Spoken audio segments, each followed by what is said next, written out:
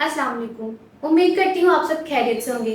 मैं आपकी host Anam Jabbar from university space visa consultant welcome करती हूँ आपको हमारे आज के पॉडकास्ट सेशन में। आज की इस वीडियो में हम स्टडी इन चाइना के बारे में बात करेंगे, वहाँ की high quality of education, top ranking universities और उन यूनिवर्सिटीज में आपको कौन कौन से कोर्स ऑफर किए जाते हैं, उनकी ट्यूशन फी कहाँ तक रेंज करती है।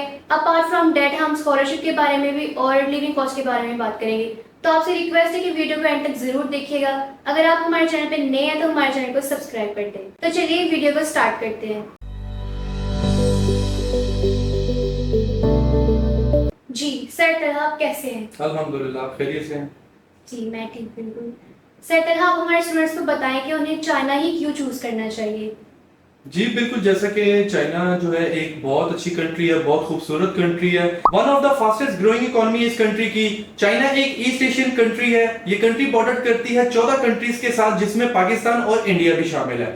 बीजिंग इस कंट्री का कैपिटल है, जबकि इस कंट्री का लार्जेस्ट सिटी जो है वो शंघाई है। पॉपुलेशन की बात कीजिए तो 1.4 बिलियन यहाँ की पॉपुलेशन है। यहाँ की ऑफिशियल लैंग्वेज जो है वो चाइनीज है।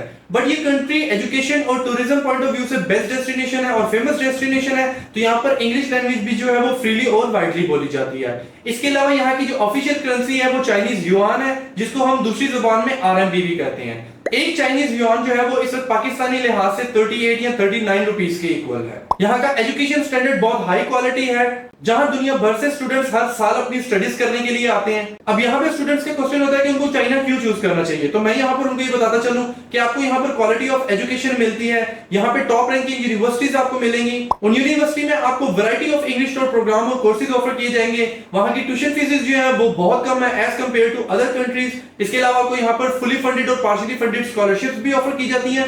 और इस कंट्री की कॉस्ट ऑफ लिविंग भी बहुत लो है as compare to other Asian countries. और इसके अलावा आपको यहाँ पर मल्टीकल्चरल जो है वो एनवायरनमेंट देखने को मिलता है। वैसे भी हर बंदा जानता है कि हमारे पाकिस्तान और चाइना के ताल्लुकात बहुत अच्छे, बहुत स्ट्रॉन्ग और मजबूत है। बहुत सारे प्रोजेक्ट्स पे ये कंट्री पाकिस्तान के साथ मिलकर काम भी कर रही है। तो इंटरनेशनल स्टूडेंट्स के लिए यहाँ पर वैसे भी बहुत सारे बेनिफिट्स और अपॉर्चुनिटीज अवेलेबल हैं। अपार्ट फ्रॉम दैट, ताल्लुकात अच्छे होने के साथ साथ यहाँ पर इंटरनेशनल स्टूडेंट्स के लिए सेटलमेंट के बहुत सारे ऑप्शंस अवेलेबल हैं। आपको हाई लेवल की स्टैंडर्ड एजुकेशन यहाँ पर मिल जाती है। इस कंट्री का लिटरेसी रेट बहुत ज्यादा है, जो कि 96% है। इसके अलावा आपको यहाँ पर टॉप रैंकिंग यूनिवर्सिटीज मिल जाती है। चाइना एक ग्लोबल कंट्री है, आपके लिए यहाँ पर इंटरनेशनल अपॉर्चुनिटीज बहुत ज्यादा है। इस कंट्री की इकोनॉमी बहुत ज्यादा ग्रोइंग है। यहाँ पर आईटी से रिलेटेड, टेक्नोलॉजी से रिलेटेड और सस्टेनेबिलिटी से रिलेटेड बहुत ज्यादा वर्क किया जाता है। इस वजह से ये कंट्री इंटरनेशनल स्टूडेंट्स के लिए एक बहुत अच्छी कंट्री है, जो स्टूडेंट्स अपना करियर और फ्यूचर ग्रोथ चाहते हैं। टूरिज्म पॉइंट ऑफ व्यू से भी ये कंट्री बहुत अच्छी है। दुनिया भर से लोग इस कंट्री का टूर करने आते हैं, इस कंट्री को विजिट और एक्सप्लोर करने आते हैं।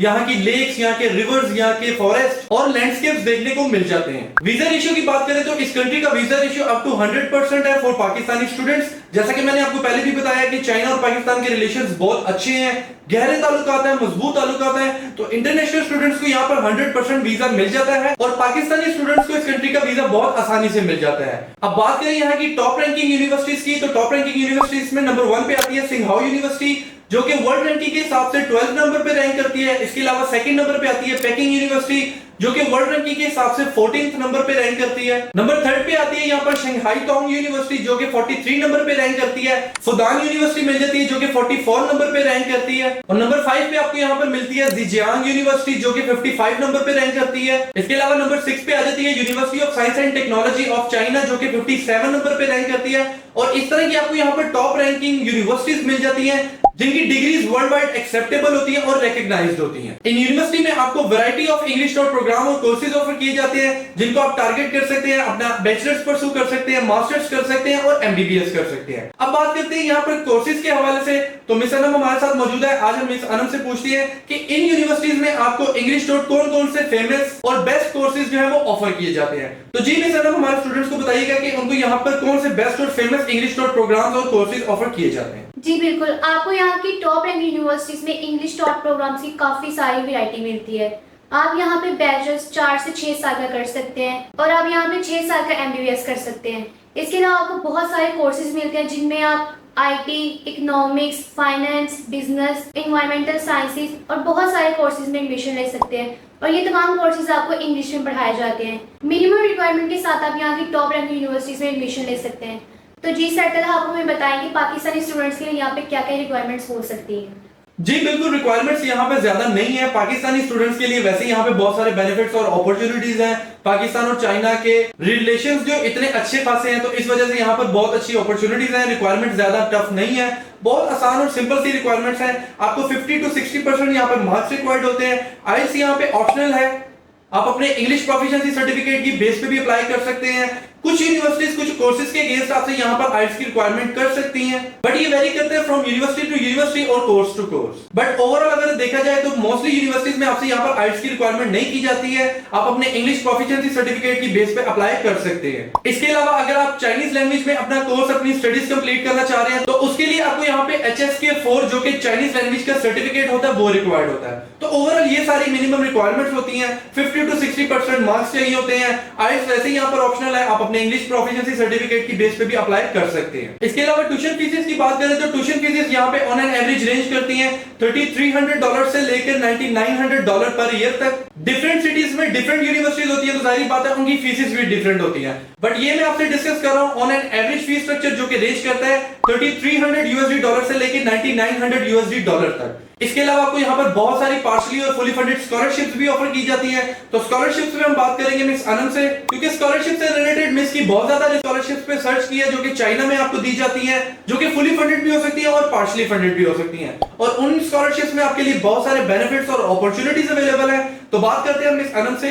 जी मिस अनम, हमारे स्टूडेंट्स को बताइएगा कि चाइना में कौन कौन सी स्कॉलरशिप्स अवेलेबल है और उनके क्या क्या बेनिफिट्स और अपॉर्चुनिटीज हैं इंटरनेशनल स्टूडेंट्स के लिए। जी बिल्कुल, चाइना में इंटरनेशनल स्टूडेंट्स के लिए बहुत सारी स्कॉलरशिप मौजूद है, फुली फंडेड स्कॉलरशिप भी और पार्शियल फंडेड स्कॉलरशिप भी, जिनमें टॉप स्कॉलरशिप में CSE स्कॉलरशिप, आंसू स्कॉलरशिप, शंघाई गवर्नमेंट स्कॉलरशिप और बहुत सारी स्कॉलरशिप मौजूद हैं। तो अब हम इन स्कॉलरशिप के बेनिफिट्स देख लेते हैं। सबसे पहले हम CSE स्कॉलरशिप को देख लेते हैं।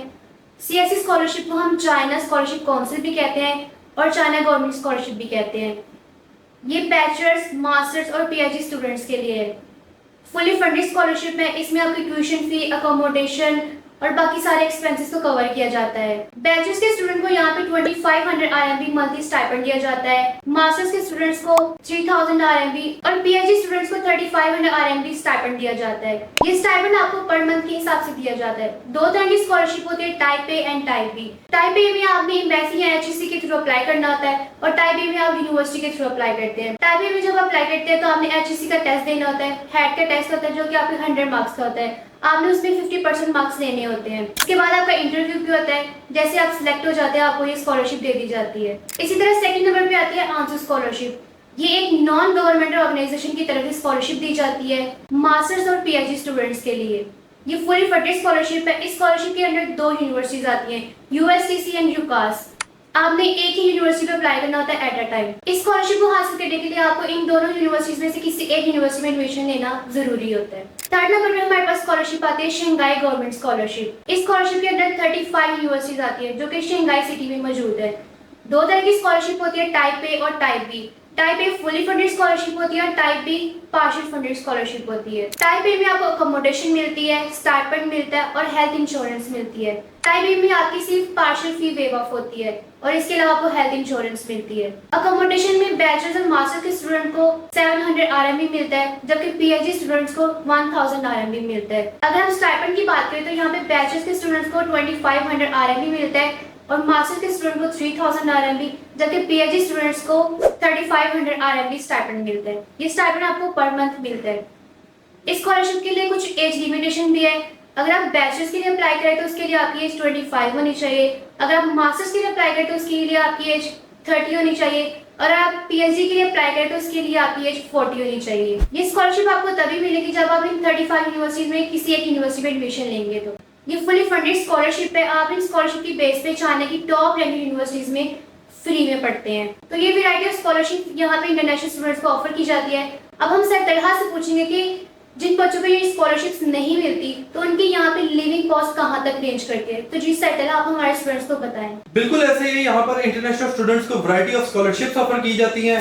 जब भी हम चाइना की बात करेंगे तो हर पॉइंट में हम ये चीज जरूर ऐड करेंगे और अपने स्टूडेंट्स और व्यूअर्स को ये याद दिलाते रहेंगे कि यहाँ पर आपके लिए अपॉर्चुनिटीज और बेनिफिट बहुत ज्यादा अवेलेबल है, क्योंकि हमारे ताल्लुकात ही इतने अच्छे हैं चाइना के साथ। तो ये पॉइंट हमने हर वीडियो में हर पॉइंट में डिस्कस करना है चाइना से रिलेटेड। जो आपको फुली फंडेड स्कॉलरशिप भी मिल सकती है और पार्शली फंडेड स्कॉलरशिप्स भी मिल सकती हैं। आपकी ट्यूशन फीस जो है वो फुली वेव्ड ऑफ भी हो सकती है, पार्शली वेव्ड ऑफ भी हो सकती है। आपको पर मंथ के हिसाब से स्टाइपेंड भी मिल सकता है, फ्री अकोमोडेशन भी मिल सकती है, हेल्थ इंश्योरेंस भी मिल सकती है और एयर फेयर्स भी मिल सकते हैं। अब बात करें उन स्टूडेंट्स की जो स्कॉलरशिप नहीं विन करते, जो नॉर्मल तरीके से अपना यहाँ की यूनिवर्सिटी में एडमिशन करवाते हैं, अपनी स्टडीज कंटिन्यू करते हैं, उनकी यहाँ पे कॉस्ट ऑफ लिविंग क्या रेंज करेगी। तो देखिए, कॉस्ट ऑफ लिविंग जो होती है वो हमारे बेसिक्स कुछ चीजें होती है जिनके ऊपर डिपेंड कर रही होती है, लाइक हमारी अकोमोडेशन, हमारी फूड, हमारी यूटिलिटीज एंड बिल्स, हमारी groceries. But cost of living बताने से पहले मैं आपको यहाँ पर एक डिस्क्लेमर बताऊंगा, और वो ये है कि ये जो आपको मैं कॉस्ट ऑफ लिविंग बताऊंगा ये आपको मैं एक ऑन एन एवरेज बताऊंगा। ये अप डाउन भी हो सकती है, हाई लो भी हो सकती है,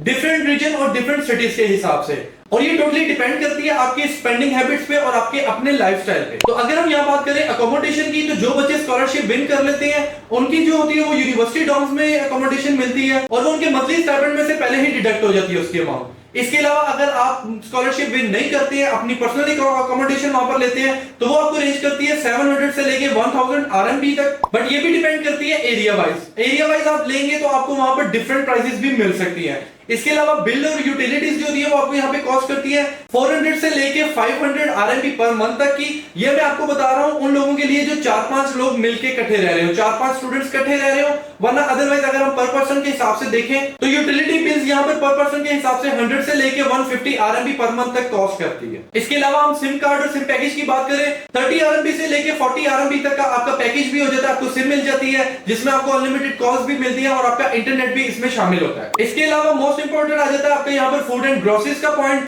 फूड एंड ग्रोसरीज की आपको जो यहाँ पर मंथली कॉस्ट आती है वो आती है 300 RMB से लेके 400 RMB पर मंथ तक की। बट अगर आपको कुकिंग करना आती है, आप खुद भी कर सकते हैं अपने घर में, अपने डॉर्म्स, अपने हॉस्टल्स में, तो इस तरह आपके फूड और ग्रोसरीज के जो एक्सपेंस है वो और भी मजीद कम हो सकते हैं। बट ये जो ऑन एन एवरेज आपको मैंने 300 से 400 RMB की फूड कॉस्ट बताई है, ये आपकी घर में भी और बाहर भी खाने की एक नॉर्मल रूटीन के हिसाब से मंथली है। बट अगर आप खुद सब कुछ करेंगे, खुद घर पे करते हैं, तो ये कम भी हो सकते हैं, और अगर आप बाहर जाके ज्यादा खाना खाना पसंद करते हैं तो ये बढ़ भी सकते हैं। अगर हम ओवरऑल कॉस्ट ऑफ लिविंग को कंपेयर करें, जिसमें आपका अकोमोडेशन, आपके बिल एंड यूटिलिटीज, आपकी फूड एंड ग्रोसरीज, आपकी ट्रांसपोर्टेशन शामिल हो, तो आपको ऑन एन एवरेज यहाँ पे 1000 RMB से लेके 1500 RMB per month cost of living cost करती है। 1000 RMB से लेके 1500 RMB पर मंथ के अंदर आपका इजीली गुजारा हो जाता है। आप अच्छे से यहाँ पे अपने लिविंग एक्सपेंसेस को कवर कर सकते हैं। बट बात वही है कि ये टोटली डिपेंड करती है आपके स्पेंडिंग हैबिट्स पे और आपके लिविंग लाइफस्टाइल पे। अब बात करिए यहाँ पर प्रोसेस की, तो तमाम यूनिवर्सिटीज में आपने अपना एडमिशन का प्रोसेस ऑनलाइन करवाना होता है। ऑनलाइन आपका सारा प्रोसेस होता है, आपने वीजा एप्लीकेशन फिल आउट करना होता है, अपने तमाम डॉक्यूमेंट्स अटैच करने होते हैं, जिनमें आपके तमाम एजुकेशनल डॉक्यूमेंट्स आ जाते हैं, आपका पासपोर्ट, आपकी पिक्चर्स, आपकी सीवी, आपका मोटिवेशनल लेटर, आपके रिकमेंडेशन लेटर्स, आपका इंग्लिश प्रोफिशिएंसी सर्टिफिकेट, अगर आपने आईएलटीएस या टॉफल किया है आप उसका भी सर्टिफिकेट साथ अटैच कर सकते हैं। इसके अलावा आपका जितना भी इंटरेस्ट रहा एक्स्ट्रा करिकुलर एक्टिविटीज में आप वो भी साथ लगा सकते हैं, बट ये ऑप्शनल है। इसके अलावा अगर आपका कोई वर्क एक्सपीरियंस है आप उसके भी सर्टिफिकेट साथ अटैच कर सकते हैं। तो ये सारे डॉक्यूमेंट्स अटैच करके आपने ऑनलाइन अपना एडमिशन प्रोसेस करवाना होता है। वीजा प्रोसेसिंग टाइम ड्यूरेशन की बात करें तो 4 to 6 वर्किंग डेज के अंदर आपका वीजा प्रोसेस होकर आपको इजीली मिल जाता है। जैसा कि मैंने आपको पहले भी बताया कि इस कंट्री का वीजा रेशियो अप टू 100% है, तो आपको 4 से 6 वर्किंग डेज के अंदर 100% वीजा मिल जाता है। बट ये टाइम अप डाउन भी हो सकता है, डिपेंड करता है नंबर ऑफ एप्लीकेंट्स पे। डॉक्यूमेंट्स भी सेम वही डॉक्यूमेंट्स आपको वीजा के लिए भी रिक्वायर्ड होते हैं जो आपको एडमिशन टाइम पे रिक्वायर्ड थे, बट कुछ एडिशनल डॉक्यूमेंट्स यहाँ पर ऐड होते हैं, लाइक आपका पुलिस क्लियरेंस सर्टिफिकेट, आपका एफआरसी, अगर आप मैरिड है तो आपका एमआरसी, आपका हेल्थ सर्टिफिकेट, आपकी हेल्थ इंश्योरेंस, और एट लास्ट आपको यहाँ पे रिक्वायर्ड होती है आपकी बैंक स्टेटमेंट, जो कि बहुत इंपॉर्टेंट डॉक्यूमेंट है। बैंक स्टेटमेंट की बात करें तो बैंक स्टेटमेंट आपको यहाँ पर $2500 से लेके $3000 पर ईयर तक रिक्वायर्ड होती है। तो ये तमाम डॉक्यूमेंट्स गैदर करके आपने चाइना की एम्बेसी में जाकर अप्लाई करना होता है, और आपको 4 से 6 वर्किंग डेज के अंदर आपको इजीली 100% वीजा मिल जाता है। मैं फिर बताता चलूं कि यहाँ पर वीजा फीस किसी किस्म की कोई नहीं है, बट सर्विसेज चार्जेस आपसे यहाँ पर लिए जाते हैं जो कि 8300 रुपीज के इक्वल है। ओवरऑल ये एक बहुत अच्छी कंट्री है, बहुत खूबसूरत कंट्री है, दुनिया भर में ये मानी जाती है कंट्री। यहाँ की इकोनॉमी बहुत ज्यादा ग्रोइंग है, स्ट्रॉन्ग इकोनॉमी है। पाकिस्तान और चाइना के ताल्लुकात अच्छे होने की वजह से इंटरनेशनल स्टूडेंट्स के लिए यहाँ पर बहुत सारी इंटरनेशनल अपॉर्चुनिटीज अवेलेबल हैं। एजुकेशन वाइज देखो तो पाकिस्तानी इंटरनेशनल स्टूडेंट्स के लिए तो बहुत ज्यादा यहाँ पर बेनिफिट्स और अपॉर्चुनिटीज अवेलेबल है। ट्यूशन फीस भी कम है, स्कॉलरशिप्स भी बहुत सारी आपको यहाँ पर ऑफर की जाती हैं। आप चाइना में बहुत कम बजट और मिनिमम रिक्वायरमेंट्स के साथ अपनी स्टडीज कंटिन्यू कर सकते हैं। तो viewers, I think this is all about from our side on this topic, study in China. जी मैं सनम क्या कहती है, हमारे हिसाब से, हमारी तरफ से तो ये इनफ है चाइना के लिहाज से। इनकेस अगर हमने कोई पॉइंट मिस किया हो जो हम इस वीडियो में डिस्कस ना कर पाए हो तो आपसे रिक्वेस्ट है कि आप कमेंट बॉक्स में जरूर बताया करें ताकि फर्दर आने वाली वीडियो में इस कंट्री से रिलेटेड हम उन पॉइंट्स को डिस्कस कर सकें और आपकी क्वेश्चन और क्यूरीज को रिजॉल्व कर सकें। तो ये था हमारी तरफ से स्टडी इन चाइना के हवाले से तमाम टॉपिक्स को कवर करना। अब मूव करते हैं हम अपने Q&A सेशन की तरफ। मिस अनम मेरे लिए आज इस कंट्री से रिलेटेड बहुत सारे क्वेश्चंस लेके आई हैं, तो मिस अनम की तरफ चलते हैं, उनसे पूछते हैं कि हमारे स्टूडेंट्स की क्या क्वेश्चंस और क्यूरीज है। तो अब हम उन क्वेश्चन और क्यूरीज को डिस्कस करते हैं। तो जी मिस अनम बताइएगा क्या हमारे पास क्वेश्चंस और क्यूरीज आए हुए हैं इस कंट्री से रिलेटेड। जी सर बिल्कुल, चाइना से रिलेटेड बहुत सारे स्टूडेंट्स के क्वेश्चंस आए हैं, जिनमें सबसे पहला सवाल ये है कि क्या मैं चाइना में बैचलर्स में एडमिशन ले सकता हूँ और क्या मुझे फुली फंडेड स्कॉलरशिप मिल सकती है? जी बिल्कुल, जैसा कि मैंने स्टूडेंट्स को पहले भी बताया अपनी वीडियो में कि चाइना और पाकिस्तान के रिलेशन अच्छे हैं। आप बैचलर्स भी कर सकते हैं, मास्टर्स भी कर सकते हैं, एमबीबीएस भी कर सकते हैं on fully funded scholarship. But यहाँ पर आपको मैं ये बताता चलूं, आप बैचलर्स कर सकते हैं फुली फंडेड स्कॉलरशिप पे, बट यहाँ पे आपको रिक्वायर्ड होगा कि आप सीएससी स्कॉलरशिप को विन करें, देन आप अपना बैचलर्स जो है वो सीएससी स्कॉलरशिप की बेस पे, जो कि फुली फंडेड स्कॉलरशिप है, उस बेस पे आप अपना बैचलर्स परस्यू कर सकते हैं। जी सर, नेक्स्ट क्वेश्चन हमारा ये है कि बैंक स्टेटमेंट कब तक वैलिड होती है? अच्छा, अब यहाँ पर ये क्वेश्चन में देखिए दो किस्म के क्वेश्चन आते हैं। बैंक स्टेटमेंट कब तक वैलिड होती है? कुछ स्टूडेंट्स अप्लाई करने से पहले ही निकलवा के रखते हैं, तो मैं तो यहाँ पर यही रिकमेंड करूंगा कि आप अपनी बैंक स्टेटमेंट जो है वो 10-15 दिन पहले निकलवाएं, फ्रेश स्टेटमेंट लगवाएं। अगर आपकी कोई ट्रांजेक्शंस भी होनी होंगी तो वो उसमें ऐड हो जाए, वो उसमें ऐड हो जाएंगी और आपकी स्टेटमेंट की वर्थ भी बढ़ जाएगी। तो रिकमेंडेड यही है कि फ्रेश स्टेटमेंट बनवाएं जो कि 10 से 15 दिन पुरानी ना हो। ठीक है सर, हमारा अगला सवाल है कि जब हम डॉक्यूमेंट्स जेआरई ऑफिस में सबमिट करवा देते हैं, क्या उसके फौरी बाद हम अपनी अमाउंट विथड्रॉ करवा सकते हैं? नहीं, बिल्कुल भी नहीं, ऐसा आपने सोचना भी नहीं है, क्योंकि जेआरई में डॉक्यूमेंट सबमिट करवाने के बाद अपनी अमाउंट नहीं निकलवा सकते। हाँ जी, आप उस सूरत में निकलवा सकते हैं जब आप वीजा विन कर लेते हैं, आपको वीजा मिल जाता है, देन आप उस अमाउंट को विड्रॉ करवा के यूज कर सकते हैं। अदरवाइज डॉक्यूमेंट सबमिशन तक जो है वो आप उस अमाउंट को छेड़ भी नहीं सकते हैं। इस तरह आपके लिए प्रॉब्लम क्रिएट होगी, किसी का कुछ नहीं जाएगा। तो इस वजह से लिहाजा आप उस अमाउंट को तभी यूज करें जब आप वीजा विन कर लें। ओके सर, हमारा नेक्स्ट क्वेश्चन है कि अगर अपना अकाउंट हो तो क्या एफआरसी की जरूरत होती है? जी बिल्कुल, एफआरसी तो आपको हर कंट्री में अप्लाई करने के लिए चाहिए ही चाहिए होता है। ये एक ऐसा डॉक्यूमेंट है, आप किसी भी कंट्री में अप्लाई करें आपको उसके लिए एफआरसी रिक्वायर्ड होता ही होता है। एफआरसी आपका एक फैमिली ट्री होता है जो कि एम्बेसी में रिप्रेजेंट किया जाता है, जिसमें ये बताया जा रहा होता है कि आपके कितने फैमिली मेंबर्स हैं, आपके अपनी कंट्री के साथ कैसे ताल्लुकात हैं। तो ये एफआरसी एक ऐसा डॉक्यूमेंट है जो आपको हर कंट्री में अप्लाई करने के लिए चाहिए ही चाहिए होता है, चाहे आपका अपना अकाउंट हो या ना हो। नेक्स्ट क्वेश्चन है कि सर अकाउंट में 3 मंथ्स पहले 70 लाख आया था और ट्रांजैक्शन होती रही है और अब अकाउंट में 10 लाख है, तो क्या ये स्टेटमेंट वैलिड है या नहीं? जी नहीं, बिल्कुल भी नहीं, ये वैलिड नहीं हो सकती है। You must meet the closing balance requirements. आपके अकाउंट में चाहे 70 लाख पड़ा हो, चाहे 1 करोड़ पड़ा हो, बट बीच की टाइम ड्यूरेशन में आप उस मनी को अवेल कर रहे हो, यूज कर रहे हो, और एट द एंड आके अगर आपके अकाउंट में जिस तरह 10 लाख रुपए पड़ा हुआ है तो आप उसके लिए अप्लाई कर सकते हैं, ये वैलिड होता है। तो ऐसा बिल्कुल भी नहीं है। इसके लिए आपको जो क्लोजिंग बैलेंस है उसको मीट करना ही करना होता है। तो ऐसा मुमकिन नहीं है कि 10 लाख पड़ा हुआ है, आपकी पिछली ट्रांजैक्शंस जो है वो वहां पर शो हो जाएंगी तो आप ऐसा कर सकते हैं। बिल्कुल भी ऐसा नहीं है, ये वैलिड नहीं होता है। आपको अपनी क्लोजिंग बैलेंस रिक्वायरमेंट के अकॉर्डिंग आपको बैलेंस शो करवाना ही करवाना होता है। ओके सर, हमारा अगला सवाल है कि मेरे भाई यूरोप में रहते हैं, तो क्या मैं उनकी बैंक स्टेटमेंट शो करवा सकता हूँ? जी बिल्कुल, यूरोप तो आपको पता फिर यूरोप है, यूरोप की बैंक स्टेटमेंट आप किसी भी कंट्री में यूज कर सकते हैं। तो बिल्कुल यहाँ पे जवाब इसका यस होगा, आप अपने ब्रदर की जो यूरोप में रहते हैं उनकी बैंक स्टेटमेंट यहाँ पर यूज कर सकते हैं। ठीक है सर, हम ऊपर अपने नेक्स्ट क्वेश्चन की तरफ। हमारा अगला सवाल है कि sir if I receive university scholarship with 1800 RMB stipend with dorm and insurance covered, then how much bank statement is required? Okay, so if you are not a winner of CSE scholarship, then you have to show bank statement according to closing balance mentioned in this video. अगर आप CSE scholarship winner नहीं है तो आपको यहाँ पर bank statement show करवानी ही करवानी होगी। किस क्लोजिंग बैलेंस के हिसाब से करवानी होगी वो हमने इस वीडियो के अंदर डिस्कस किया हुआ है, आप वो जाकर चेक कर सकते हैं। $2500 से लेके $3000 पर ईयर तक आपने यहाँ पर बैंक स्टेटमेंट शो करवानी होती है। ओके सर, हमारा आखिरी सवाल है जो कि बहुत इंटरेस्टिंग है कि सर क्या चाइना में जॉब्स करना अलाउ है और क्या इजीली जॉब मिल जाती है?